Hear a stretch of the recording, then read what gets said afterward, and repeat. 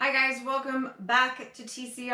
I am Sid, and tomorrow is Mike's birthday, and for his birthday he's requested my carrot cake. So I'm going to show you guys how to make my carrot cake, and I haven't made this in a few years, so kind of dusting off my old carrot cake recipe here, but we're going to give it a whirl. So stick around guys, let's get to baking, shall we? Not bacon, but baking. You know what I mean. Bacon, that's a different video. Baking. Let's get baked.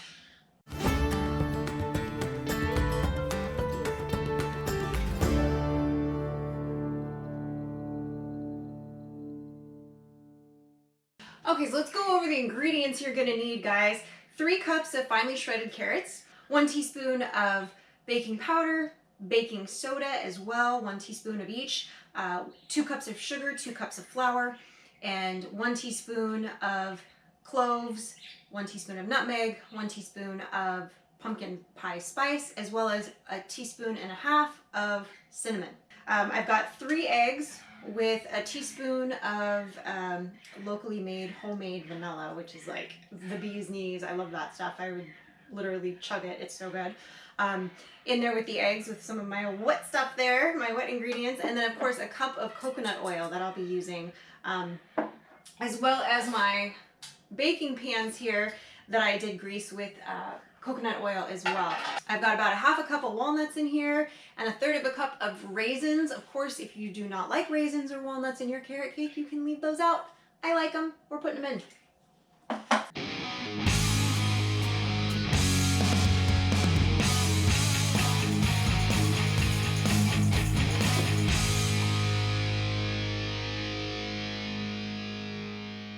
So my oven is up to temp. 350 degrees is what you want your cake to be baking at. I'm doing 2 round pans instead of a 9 by 13 so that I can layer it and have the frosting in between, because that's, a carrot cake, right? You gotta have that.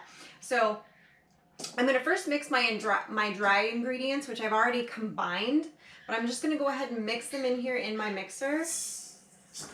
Ooh. I love it. I'm like Scarface up in here. All right, so I'm gonna go ahead and mix this on my mixer, and then I'll start adding some of my wet ingredients. Obviously just mix it at a lower speed. So now we want to add, now that it's kind of mixed together, the powdered ingredients, I'm gonna go ahead and add my eggs, my oil, and my 3 cups of finely shredded carrots.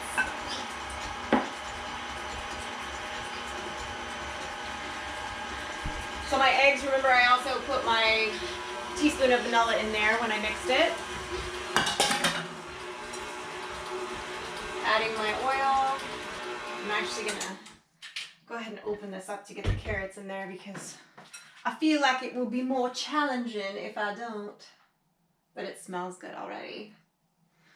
It smells good. Okay, so now that I've added the carrots, the oil, the eggs, and the vanilla, I'm gonna go ahead and continue to mix it until they are completely combined into the batter.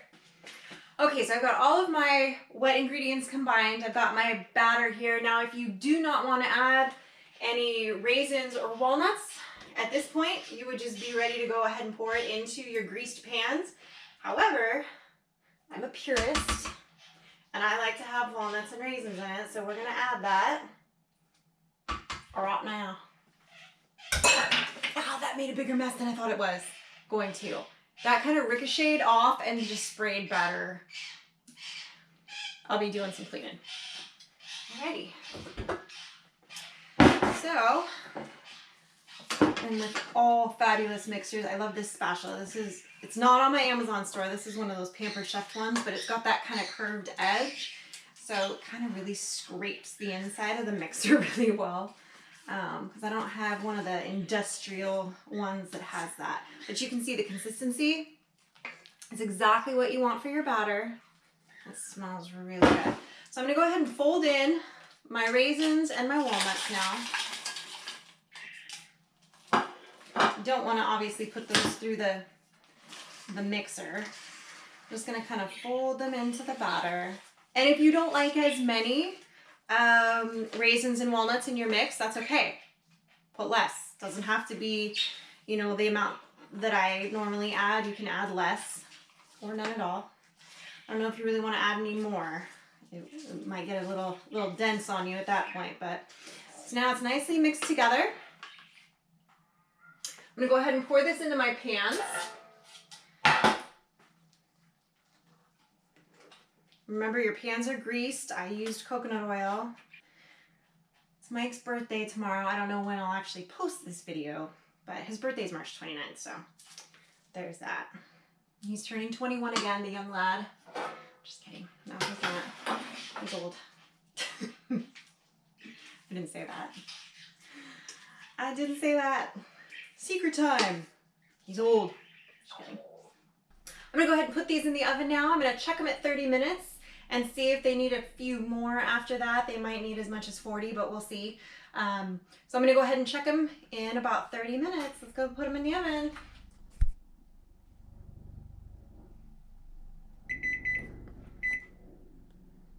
As I suspected, they actually took a little bit longer. So they've been in there for about 40 minutes. And let's check them and see if they're ready to come out.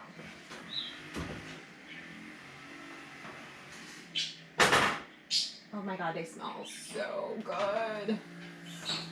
Like, you guys don't even know. Frankie just came out and she was like, oh my God, what is that? It smells so good. Do our little toothpick test here. Clean as a whistle. Oh, I totally just hit a walnut. There we go. Perfect. So now, I'm going to go ahead and turn the oven off. That part of the show is over, kids. All right, so I'm going to go ahead and put these on these racks up here to cool for about 10 minutes before I try to take them out of the pans. But you do want to do that obviously carefully so that they don't fall apart. Make sure they've cooled enough but not completely. But you gotta wait a while before you frost them, of course. So let's let them sit here for 10 minutes before we take them out of the pans. Okay, so both of these have been cooling for 10 minutes on the rack. So it's time to do the fun yet dangerous task of transferring them out of the pan. Okay guys, so I somewhat successfully got them out of the cake pans. Even with greasing those pans, those are really old pans that I've had since I was a kid. And I remember now that there's reason that I don't use those pans and haven't used them in like 10 years, but I've hung on to them just because I've had them for so long.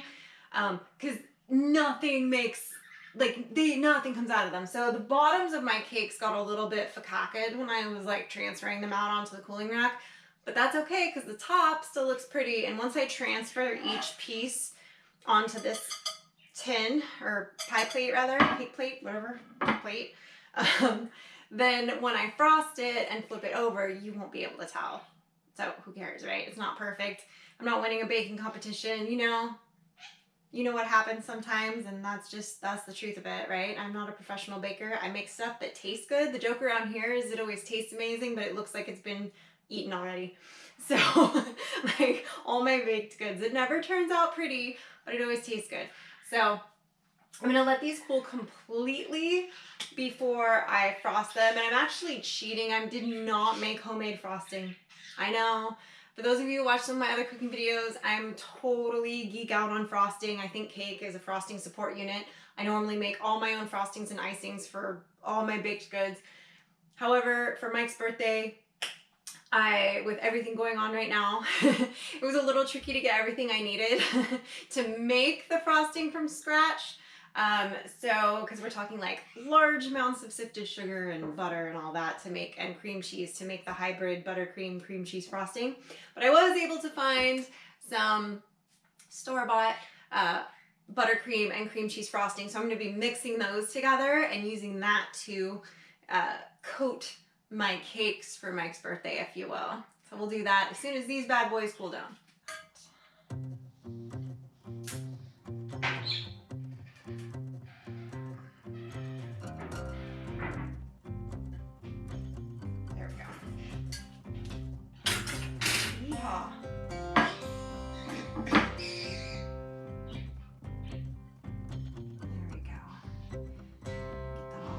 Settled in there now that it's cooled down. All right, so I'm gonna go ahead. I've mixed buttercream with cream cheese frosting. I feel like that's a winning combination. I'll move my lid here so it's not wet. And get this bad boy frosted here.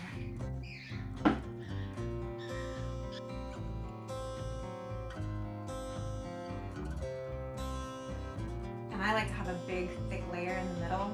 I don't know about you guys, but with carrot cake especially, I just feel like it needs that big, thick layer of frosting in between. I just feel like, you guys know if you watched my videos before about frosting anything, I feel like frosting is the best part of any dessert. So, nice big thick layer. Another neat trick to do if you're worried about, like, if you're not good about getting the sides neat, is whatever crumbs have fallen off when you've transferred it, you can save those crumbs and attach them to the side. I didn't do that because Frankie came in and ate them, but that's all right. It's a good tip to do if you're not great at frosting, like myself, and you want it to look as pretty as possible, using graham cracker crumbs or the crumbs from the cake when you transfer it from the pan to do the edging on the side, or even, like, again, depending on the cake, shaved chocolate that you pat around the outside, so it doesn't have to look perfect, but it makes it, look a little bit better. Hotmess.com right there. That's all right. Frosting is a great unifier. If you've ever watched any baking shows, it's like, they're like, it's okay, you can fix it when you frost it. That's exactly what we're doing right now. And I'm throwing those pans away. I'm telling you though, the recipe itself, amazing. Trust me, it's actually delicious. I am just a terrible froster. All right, guys, there it is. The homemade carrot cake, my personal recipe. The actual recipe is down below in the description, so in case you missed it or in case you couldn't write down things fast enough, there it is. Don't forget to like the video, subscribe to the channel, and click the bell so you get the notifications.